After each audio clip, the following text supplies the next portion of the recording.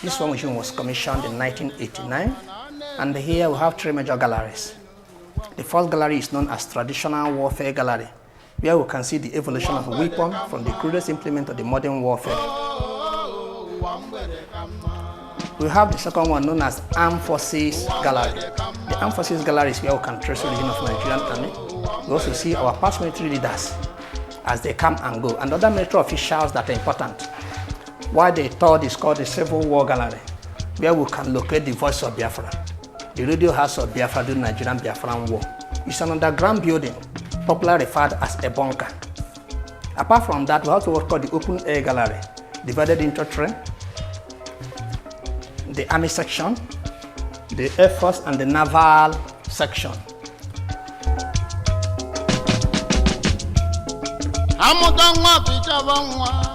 Now we are in first room of the Traditional Warfare Gallery. You can see pictures of war fought in Africa and in Europe. Our interest here is on development. That development in Africa vis-a-vis Europe. We are comparing kind of different stages over a time. On the African side, people like Shaka the Zulu was a South African warrior. Around 1824, he formed a military force called the Black Napoleon. The major weapon was shield and sword.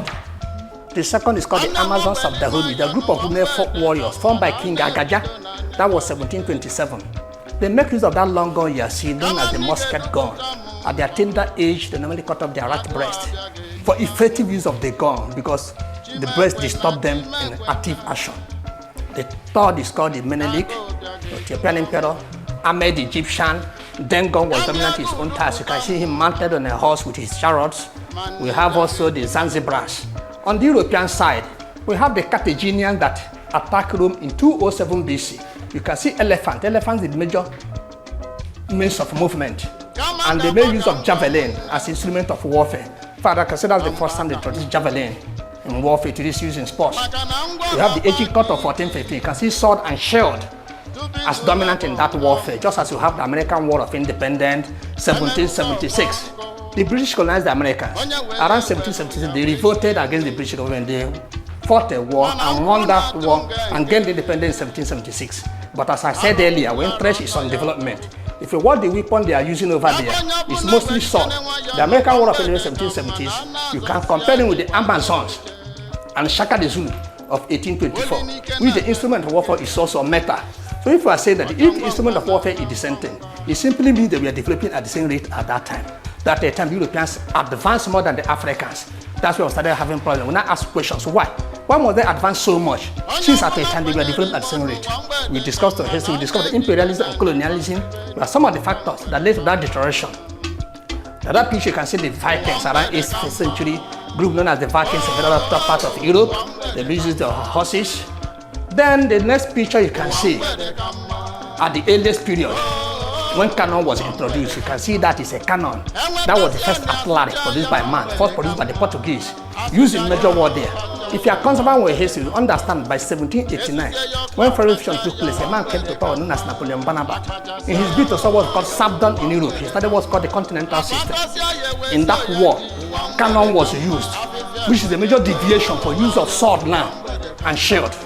So from that point, Europeans advanced more than Africans. In fact, the emergence of cannon led to a war of conquest in Europe and Asia by the Europeans, whereby they started looking for territories to colonize. They keep on advancing.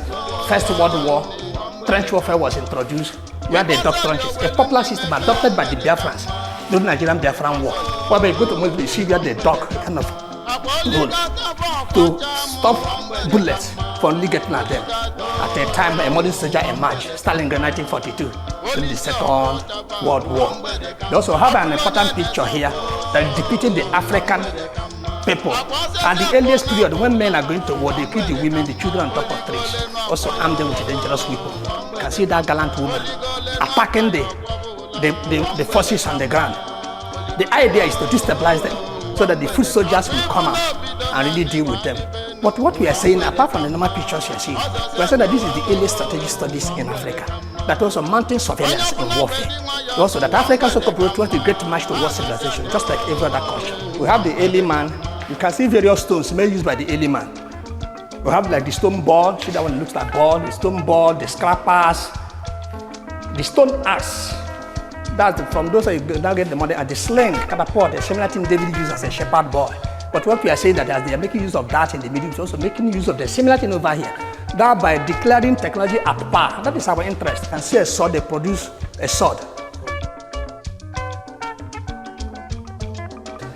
We have also spears, javelin for hunting in peacetime. In wartime, they use also as an instrument of warfare.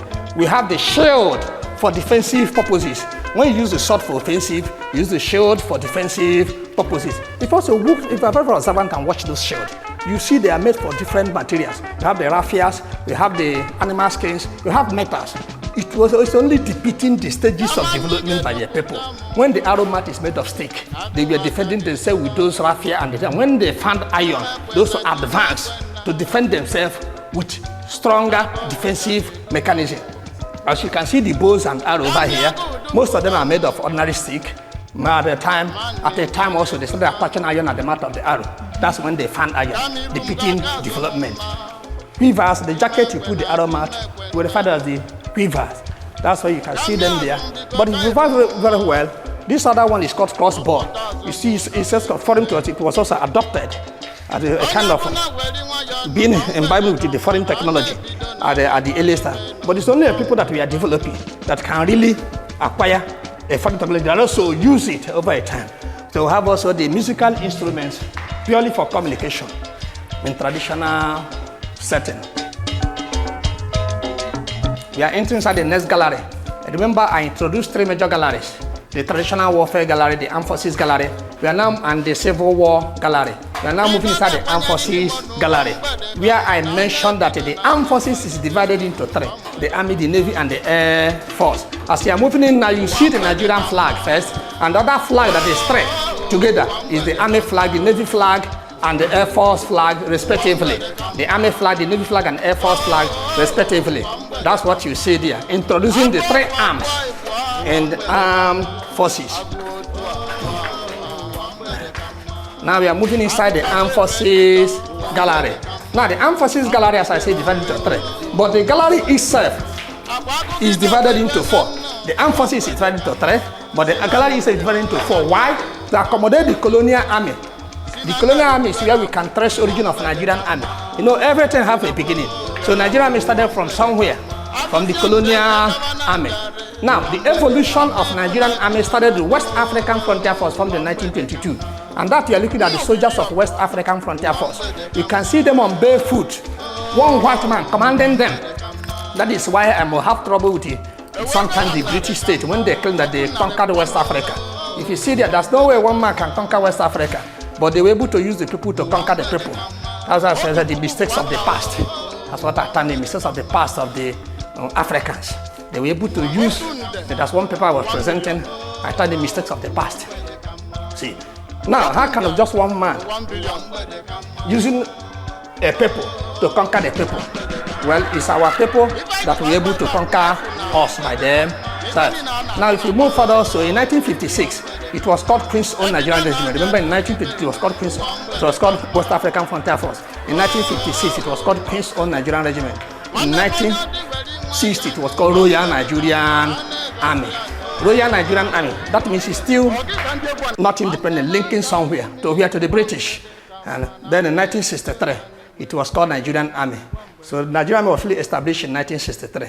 Now, how we can see there how they take oath of loyalty. They abide by the rules that they will capture their brothers on behalf of the Queen. Capture them for what? Capture them for the Queen to control. My brother, these are our forefathers. I don't know what to tell them. See them swearing that if they refuse to capture the person, they should cut off their tongue. Or what? Cut off their tongue for refusing to capture your brother. My brother. So they say this is their kit. The cap is called banga banga. They put on their hair. Now women put banga banga on their hair and do guy in churches. And now they named it heart. They named it heart and they were doing guy in their churches. It was ordinary banga banga at the earliest period. Why that distance that looks like is bandage. It's called putti. P-U-T-T-E, putti. They used to tie their knee and ankle. So that when you are fighting or even when you are playing ball, you always wound easily. So that's for a kind of protection. Then that's a bottle for taking water by the soldiers. But the soldier man may put another thing, but it's not your business. It's not your business, but officially it's water. And the medal for honoring those that did well. That's the medal they used to go and give some of our forefathers when they put them like this. the thing will shock them. They will even go and capture their father and give to the white man. That's misbehaving. But the history that's the origin of medal in Nigerian army. The origin of medal in Nigerian army. That's the medal you are seeing. Then as we are moving forward, there's Hausa soldiers in full marching order. You know, it was easy to really convince the Hausa nation to use them as a force against Africa because of the system of government they were running. That's why you see most of the soldiers were made of Hausa soldiers. In fact, at the time, Hausa language was the official language of the army. Then they move on. We have the Queen's Own Nigerian Regiment. In 1956, they had the soldiers dress. That's all Queen's Own Nigerian Regiment. Regimental Sergeant Bello, Hausa soldiers in Lokoja. Lokoja was formerly official capital of the northern Nigeria. And they move on. That's an important picture there that we removed. The picture of Lord Lugard or Frederick Lugard. After that, soldiers in Lokoja, we remove it there because we want to really take care of it. But you can't discuss Nigeria without Lugard. If you discuss Nigeria without Lugard, you will fail. Because it takes a woman and a man to give a child and also to give them name. It takes Lugard and the wife, Flora Shaw, to give Nigeria a child as a child and also to call us Nigeria we are answering today. A man is Lieutenant W. Bassey. He is the first commissioned officer Nigerian Army.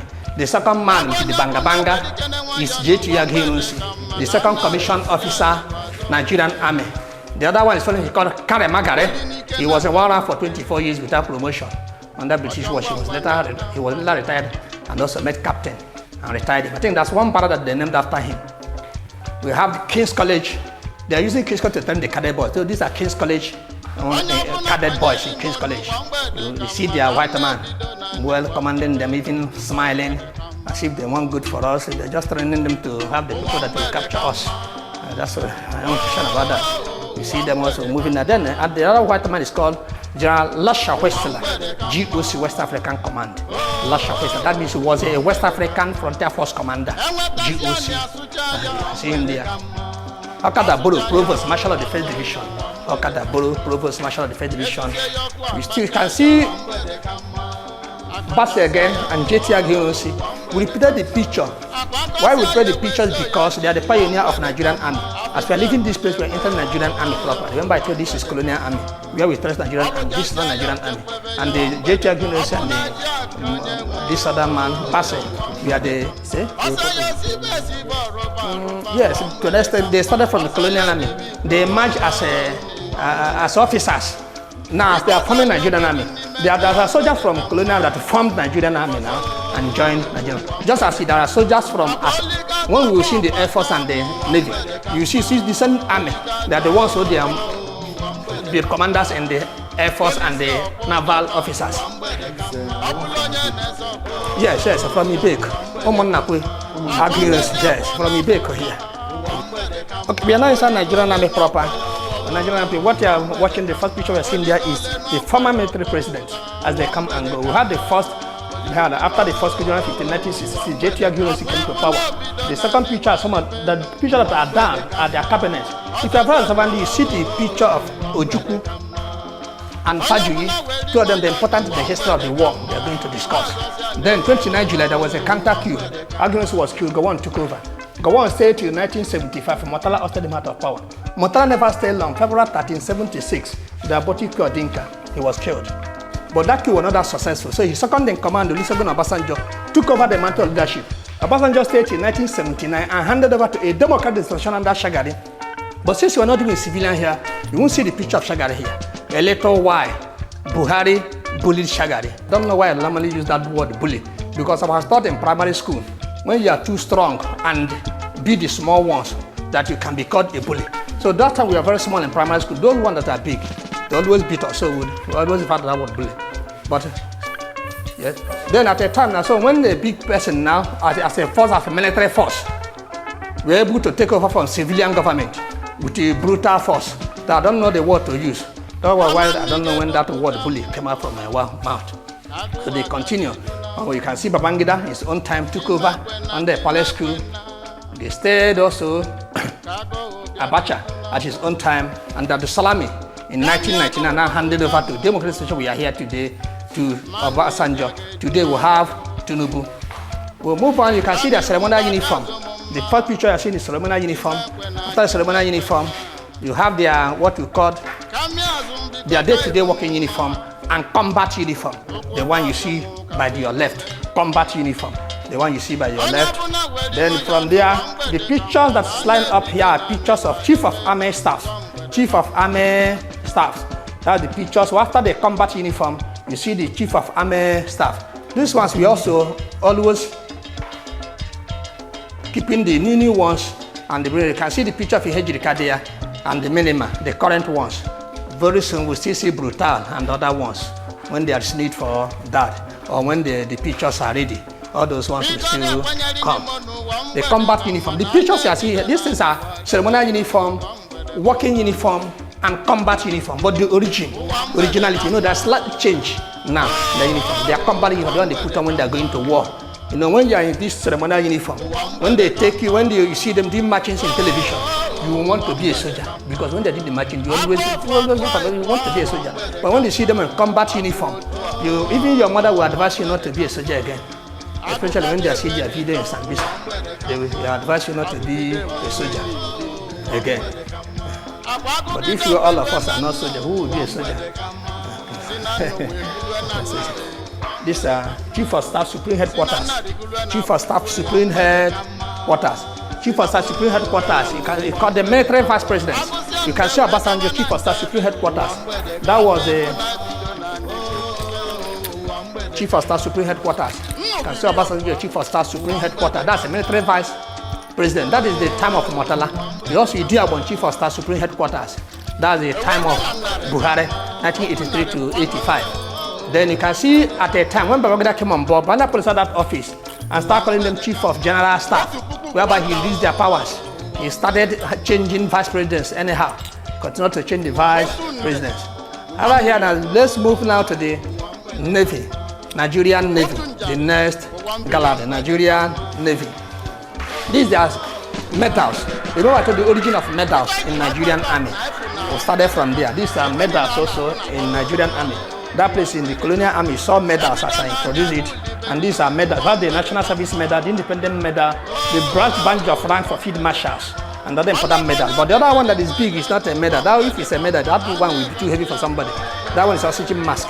And the other one there is called the Mesfen. Mesfen. If you watch that soldier very well, you see him with something like this. Like they tie it's maybe they use for their food. They use for their food when in battle. They use it for their food. That's what they used to put in their food. But it's not beans and rice. Their ranks. This is medal. This is ranks. It's two different things. You can win medal. This is their ranks. The highest rank in the army is called Field Marshal. That one on top, that's the highest rank in the army. Field Marshal. That one, Idi Amin said that he's taken. And that rank was too heavy for him and later killed him. Yes, he collected the rank by himself. This is Shima phone flag for hand signal. That's for communication. They call that Shima phone flag. They call it a disc for welcoming ship. That's what Shima phone flag hand signal. Okay. This just as in the army, that's the ceremonial uniform, working uniform, and combat. That's it's not much. Yeah. Where if you come, let's detail is inside the bunker. When they are going to war, they put on blue. That's the only thing. When they're going to war, they put on blue. You see, this is their ceremonial uniform, working uniform, combat uniform, just as in the army. So that's the continuation of those chief of naval staff. Chief of Naval Staff, this with the year, you see them with the date. Now we have entered the Nigerian Air Force. Nigerian Air Force was formed in 1964. And when it was formed, their first commanders were Germans. German people were the first commanders to train the Air Force officers. The first German man that called Nigerian Air Force called Colonel G. Kars, that man there. Later, he handed to Colonel W. Timing. They had some man over there, but not the timing belt on your car. This one is the military timing. When they time you, they will get you. You see. Then after the first coup, they left the country and we got indigenous commander. The first indigenous commander is called G.T. Krubu. That first picture I see in there. Later he handed over to Colonel Shitu Alao. That S stands for Shitu. Shitu Alao. Shitu Alao was the one commanding Nigerian Air Force during the Civil War and he died in battle. The Biafran shot him down along Bendel State and he became history. That's why we say war is not good. War is not, and the peace is the last option. Even though some schools of thought say that war is a necessary end and continuation of politics when diplomacy failed. Now, do you have also here the ceremonial uniform, just as in the Army and the Air Force, their working uniform and the big soldier? You know, Air Force is not easy. So when you're jumping from warplane, You can see that big soldier there. That's where they did full combat officer. When you look at that picture very well, sister, I don't know whether you like that to see that man at the back of your house when you get home. If you see that man at the back of your house, that means there's trouble. There's trouble. That's their efforts, the commander, the combat uniform. So, let's move to the bunker. Let's move to the bunker. That place. So that is the Biafran flag. We are now moving inside the bunker. This bunker is the reason why they located the museum here in the first place. The bunker is the reason why they located the museum in the first place. Now I will run in details. Let's get the whole details. There was a coup January 15, 1966, and that coup was led by this man, Chukwuma Kaduna Nzogu. And in that coup, you have casualties. You have the Tafawa Balewa, the Prime Minister, the on that coup. You have Esala Akintola. He was the Premier of Western Region, a victim. You have also the Sadona of Sokoto. He was the Premier of Northern Region, a victim. And the Kotu Obodia was the Minister for Finance. They are all victims. When they died, this man took over power, JT Aghilosi. But a little while, he went to visit his friend Fajuyi. The second picture is Fajuyi, the middle governor of Western Region, when he appointed, and there was a counter coup. He refused that the friend would not be killed, that's Aghilosi, and they killed them both. After they killed, the coup became successful. But the middle governor of Eastern Region refused to recognize the government of Gowon, so there was trouble. There was a series of meetings to solve that problem. The peak of the meeting was the one they went to Ghana, under General Ankara of Ghana. General Ankara was the man that started that meeting in Aburi. The one the political in Aburi Accord, Aburi will stand. When they came back, they could not find peace. Some of the Eastern leaders of thought advised the young colonel to declare a nation. So a young nation came to be, known as Republic of Biafra. When the nation came, they had their own flag, and this is their flag, as I said, the Biafran flag. You can see the colors. The red there represent the blood of the Easterners that were killed in the north. While the black means that Easterners were mourning their loved ones that were killed. The green means that land is fertile. While the star there means the rising sun, that the sun rises from the east. But what they really mean intuitively that it means that the nation will rise. After the whole declaration, there was still trouble. From police action declared by Gowon to stop what he thought was under riot in the eastern Nigeria to full-blown war. When the war started, the first capital of Biafra was Enugu. Along the line, Enugu collapsed out of bombardment. When Enugu collapsed, the Biafran shifted ground to Umuahia. When they came to Umuahia, there was a need for a government house and a radio house. So two bunkers were constructed. The first bunker is called the Ojukwu bunker. That's the government house of Biafra. It's right there at the back of this present Abia State government house. Or you call that by from you. Through that gate, you go to that place. Where the second bunker is called the Voice of Biafra bunker. The one we are about to access. The one we are discussing already. This is the original wall of Voice of Biafra. That's why we left it unplastered. You see, that's from where the Voice of Biafra started. All this other building you are looking at, we attached to this place in 1985 when there was a need to build a museum. But apart from this one that is wall, there's another block. All other wall of this bunker is casting. None of them is block. From this thing you see, from that place my guy is standing, all those things is casting. That means to put iron and the cement. If you very well and watch from, it's just around 2 years ago they painted it. But people like us that are into international, we say that no, you don't need to pay because you don't deface a monument to the extent that you don't do it. So when we complain so much, no, the other side of it, a wall. We are going back. So when we come out, you still see it. So that's the one point we're entering inside the ground. That's everything here. That's it. If right here, you see the line. But if you have surprise someone, you see the line of casting that is not the range of blocks. We are now moving inside the ground. We are moving inside the ground. As we are moving in my right, is Nigerian army. My left is Biafran army. You can see Gowon, their leader. Ojukwu, the leader of the Biafrans. People like Philip Effiong, the second in command to Ojukwu. We have people like Shitalo, the man that they shot down in Bendel by the Biafrans. Second in command to Gowon. Other important men, you have people like Victor Banjo, leading the Biafran Liberation Army to Lagos. Well, we have also Adekunle the Black Scorpion. This man was then led the 3rd Marine Commando to what we call Bonisa Third War. With that warship you saw, to destroy Biafrans from Port Harcourt. We have also the T.Y. Danjuma, one of the strong men. Can see him folding his mouth, but he's now sick. He's now sick. We have Achuzie the Hannibal, Augustus will be the chief pilot of Biafra, but still alive. Still alive kicking. We invited him here last 2 years when he was doing Bushuk Day. He presented a paper here, but still alive. He wrote so many books, like The Last Flight. We used to say the book here before, but for some time we don't have the book. The Last Flight, very good book about the war. We have people like Cyprian Ekwensi, Director of Information, Chukwumerije, Director of War Propaganda, and other important men We are now at the peak of the bunker, the crest of Biafran coat of arm, the crest of Biafran coat of arm, as you have the scenes of the war, people that really fought the war. This is some of the born that led to the collapse of Enugu. The point that led to the collapse of Enugu. Remember I told you, sorry, remember I told you the Enugu collapsed out of bombardment. This is some of the born that led to the collapse of Enugu. You can see Biafrans, Nigerians being recruited. Biafrans also training with a stick. Nigerians, you can see the bombardment that led to the collapse of Enugu. Nigerians being recruited, the Biafrans training with a stick. A church by the Nigerian side, a heavy armored car by the Nigerians. The Biafrans are to where they camp, training with a stick. These are volunteers, they want to go to war. In fact, this is the level of nationalism that I was reading one book wrote about the Germans, which said that at the time of their war, the nation rose to the height that he can no more call nationalism, but he called it jingoism. That means when you are ready to die for the nation without regretting anything at all.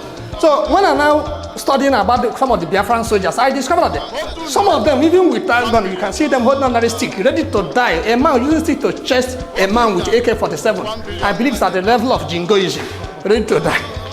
But my brother, so we continue. We have also people, the warplane used by the Biafrans. It is called the Mimikon, supplied by a man called Von Rusin. But the Biafrans in claim it is Biafran baby. Why the Nigerians call it Biafran mosquito? You can see it on air red. That's the Biafran warplane. It's 5 in number, as you can see. Supplied by a man called Von Rusin from Sweden. In his own capacity as a player in the war system, not from Swedish government. You know, there are people that can change the course of one event. Even though people are at their capacity, they can be sued or sued in the world court. So at that level, he was operating as an individual. So he supplied this warplane. It's formerly a sports plane, using for sports. He converted to warplane. It's a Mimikon, the real name, but the Biafrans call it Biafran baby. In fact, when they heard that Nigerians were calling Biafran mosquito, as he's going to work, you can see them already. You can see that man running. I don't know if they can run that type of run and be flying when the warplane comes. So they say it's a mosquito because they don't used to make noise. Come on that tree, you disturb them. So they say it's a mosquito. Now the Biafran say, no, you are a baby. You are not a mosquito. You are a Biafran baby. So the word, the Biafran baby or Biafran mosquito throughout the war. This is a case of war crime. As you can see, he shot that man. Even though when the man has surrendered, that's a Biafran soldier. This is a Nigerian soldier. He shot the man. This one is also on YouTube, I think. This one is on YouTube. This picture is YouTube. This particular one is on YouTube. So he shot that him. There are a series of cases like that, but this one was captured. So this man also was court-martialed. When they believe maybe Nigerians want to be free from war crime issues, this man was court-martialed here. It's the man that they tied there. And you know, say, when a soldier do attention and the khaki will inside the bomb, you know what it means? You shoot. Can you do that of attention? You do attention, your knicker, trouser will inside your bomb at the same time. That's a military attention. You don't do it. Don't mind me. This is the popular Abagana sector. The Social Nigerian Second Division at Abagana. We had the Biafran discovered 2,000 Nigerian soldiers at Abagana at the early stage of the war, 1960, when they are trying to enter Biafran land. Abagana sector, Abagana ambush. And I was there. You're still a small boy at that time. I was there. I was involved there. Yes, that's why, because I was there. So that's the Abagana sector. You can see a Mesala was shot dead. This is a Pashoko. Patience. You see, that's what the first of war. That's why I say war is not good, my dear. War is not good. Do you see that woman? I call it a mother of faith and a baby of faith. Because it only takes a mother of faith to look like that and still bring out the breast to feed the baby. This one's supposed to be beating the baby up and down, not to bring out the breast. I also call that boy or a girl a baby of faith because it takes a baby of faith to still see that nothing is in the breast and the socket. See how the chicks is too big. He's trying to suck something. My brother, war is not good. That is a war is not good. There are the man Von Rusin, the man told us to supply the Biafran warplane. That man with the big eyeglass. That Von Rusin up. Von Rusin from Sweden. He supplied the Biafran warplane. Then you can see cartoon, crocodile tears. You see, you can see French arms, British arms. You see Russian arms, tragedy of Biafra. It simply means that they are at the end of the day, they are crying. Why are they crying? Not because they can no more supply their weapons again. They can't make money anymore. It means their army industry will fail because they don't have a place to sell. That is why we also say that Africa should really move forward. That we should be our brothers keeper without making war. Because when we make war, we promote Western imperialism. and they continue to grow with us. Surrendered arms by the Biafrans. The remains of Voice of Biafra. This is what the Biafrans use to communicate to outside world. All the war propaganda made possible by this guy is here. He's here during the war, after the war, and today for posterity. That's why you have it. This is the engine room of Voice of Biafra. Without here, there wouldn't have been a museum here. Without this thing you're seeing. Then we move forward, you see the end of the war, reunification. That first man you see is called Louis Mbanefo. In that first picture, the first man there is called Louis Mbanefo. He's the Chief Justice of Biafra. You can see him and the Philip Biafra, the second in command to Ojukwu. Because Ojukwu left town on 12th January. While the war ended 15th January. This the other man is Obasanjo, the handsome man. The stakeholder in it. If you have a different view, when we come outside, ask him, I will tell you why he's the handsome man. And if you feel that he's ugly now, I will tell you the reason why he's ugly. But that will not be inside when we go out. Because I have time. I'll tell you why he's ugly. Because he's the luckiest man in this country. This is the man that you say, I don't know, you can see them, the second picture introducing Gowon, and the third picture in Lagos, the Biafran surrendered, and Gowon declared no victor, no vanquish. Then when people grow, you do your research and know whether they have no victor, no vanquish in the real sense of it. Because I don't think we're talking about of no victor, no vanquish. You can see obituary, Biafra is dead, age 2.5 years. It simply means that the war lasted for 30 months. You can see people holding placard rejoicing. That means they survived the war. The survivor way is enough reason to rejoice. Look at that small boy rejoicing. By now he'd be a grandfather or even dead. You see them rejoicing. These are husband. My brother, surviving a war is not easy. Surviving a war is not easy. But personally, I feel that the Biafran war is, this emphasis is mine. I feel that Biafran war is under-recorded. Because if you follow, since we that are doing personal research, and we're kind of just opposing it with the Rwandan issue, the Hutus and the Tutsis, where they say the highest genocide. The truth is that it's not the highest genocide. If you really do real reporting of Biafran war. Now, that's so honestly. So we move on. Please, let's move to the announcers room. That announcers room or broadcasting room.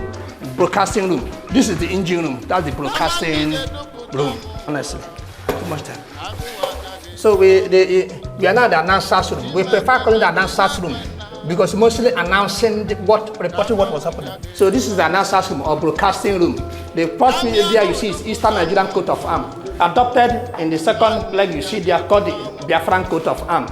And then this is the man, Mr. Kokonde, dubbed the Lord Hoho of Biafra. He's the man in this house broadcasting, telling the world how the war was going. That man, you see, understands English, French, and the three major languages of Nigeria effectively. In fact, he was an asset to the Biafran side. He kept on reporting. He was reporting from Enugu. While the Nigerian soldiers was looking for the radio house at Enugu, the never found the war ended. The radio house also have an escape route in case of emergency. From that way, our guy is escaping already without commanding him to escape. But I believe we escaped successfully because you're supposed to wait for the commander to say escape before you escape. That's the escape route. We can see the step.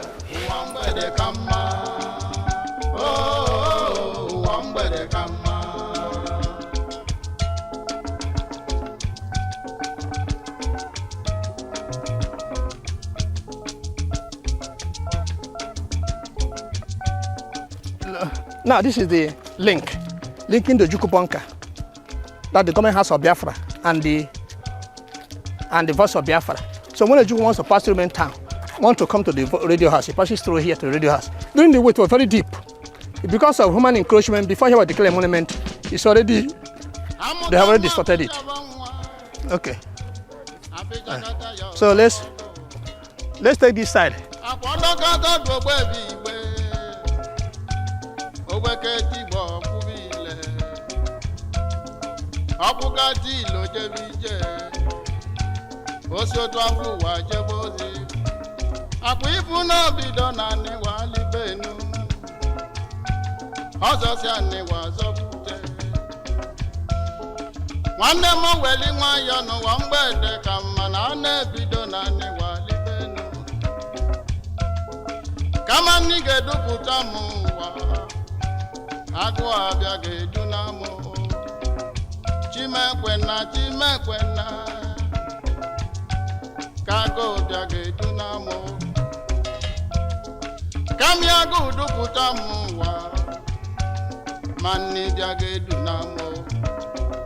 Okay, let's move further. There's nothing much here.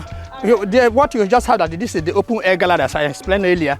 It divided into the army section, the air force, and the naval section. And the army section, what we have what we call the Red Devils of Biafra. Red Devil fabricated. We use the word fabrication, but what we call the RAP. RAP is the research and production of Biafra. That's what is there. The other one is the cooking pot, a mini refinery. The Biafra also developed when they lost Port Harcourt. That's the important thing here. Then another thing I believe you have to get is the Biafran flying Obuligwe. That is down there. Then so from there we go to the Air Force. It's there, it's right. That thing that is right there at the mountain.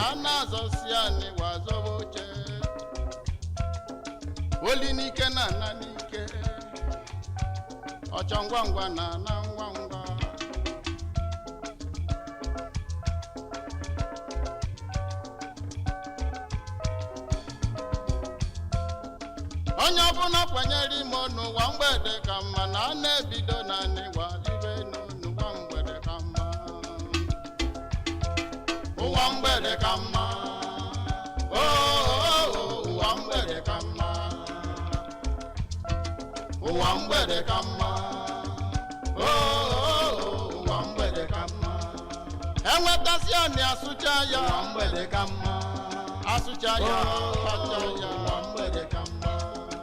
Esusie ya ọkụ akpacha ya ụwa mgbede ka mma. Akpachasịa ya ụwa mgbede ka mma. Akpakọsịa ya ewesịa ya ji ụwa mgbede ka mma. Afịfịa onye nwe ọlụcha ya ụwa mgbede ka mma. Ọlụchasịa ya ochekwebe ya ụwa mgbede ka mma. Ọ bụ na ji aka onye nwe ya ụwa mgbede ka mma. Ọsọ ya osibe esibe ọrụba arụba ụwa mgbede ka mma. Ọsọ ya olibi ikwu ọsọ ya nne ụwa mgbede ka mma. Ifọsọli owelu n'ime fe ụwa mgbede ka mma. Ifọsọli ụwa mgbede ka mma. Akwa olikata bụ ọkpacha mụ ụwa mgbede ka mma. Olikata ụwa mgbede ka mma. So that's the flying Obuligwe. That's the popular, the one you are getting is popular bazooka gun. Bazooka, you know, small but mighty. That is bazooka.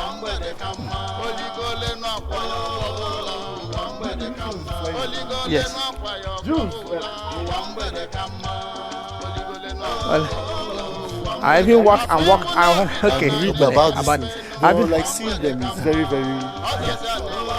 I mean, they call it flying Obuligwe. Do you know why they call it flying Obuligwe? Because when you shoot this one, they have different types of Obuligwe.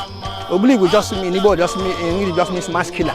That's why I call the Juku pocket. Inside it's also Obuligwe. But that one is a landmine. They will bury that one when you cut the explosion.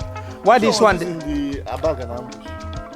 The one different than both this one, both landmine. In fact, what they normally do when they do the landmine, when they get you at the range, if you come to the range, they will not fire this one. The one that one will touch the bush, the total explosion, and other different weapons. So let's. Yeah, that's what they call assault boat. You can see where it's written on the board, assault boat. These ones are anti-submarine. It's foreign made, used by the Nigerian side, anti-submarine. All this other one is anti-aircraft gun, used by the Navy. You can see some of them scattered. My brother, men have started forming weapons to the extent that even the gun they are using now have shock absorber to shoot women, which trailer used to carry shock absorber. Now they have shock absorber, metal iron. So that's this particular gun. This particular gun is the one used to shoot down what they call F-28 Biafran warplane in Lagos at the early stage of the war. They call it F-28 Biafran warplane that moved into Lagos. It was shot down with this gun. It's just that when they were they removed the tag there. So that is why it's here today. Today is a monument, and for you to really see what happened. Now we are moving up. The warship we are going to move up is, yes, we climb. We are moving up. The warship is used by the 3rd Marine Commandos. Hello, by the 3rd Marine Commandos. 3rd Marine Commandos were the people that came to what we call bonnet center of the war. Bonnet center of the war is Riverine area, especially Port Harcourt area. And it was this ship that used to destroy Biafrans from Port Harcourt. Biafrans were chased away from Port Harcourt with this warship you see. But when they left Port Harcourt, because they have also intellect, they now fabricated that they call the cooking pot because they lost the refinery. They continue to use their own personal refinery to really refine crude. This is the back of the warship. This is the back of the warship. The front is the other side. This is the major entrance where soldiers camp. This is on top of the warship. Soldiers also stay here. We will see the front. I don't know if you can enter inside.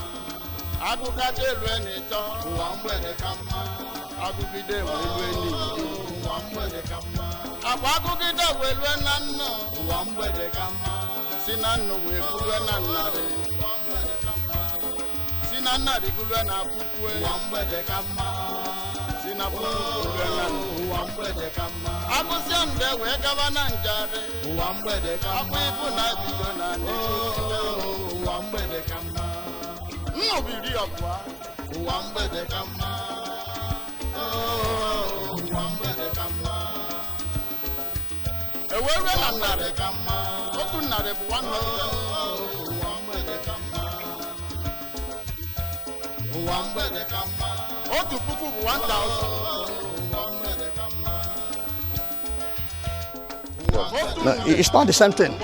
That one is one man, at least one man control. This one, 2 men controls it. See, one soldier stays here, another person stays there. This thing can rotate vertically and otherwise. You understand? If you turn this one, you move up and down. If you turn the other one, you move this way. But you remove the pin of that one because if you are like this, if you turn it, especially if you move this, if you hit somebody, the person is already dead. We don't want to have a casualty when the war have already ended. But if this is hit somebody, the person for it means they see the Biafran war, they still killing the person. So see the mouth, see that step I showed you people. When they drop a soldier here, war must continue. Another person march from here after getting a command to take over this seat.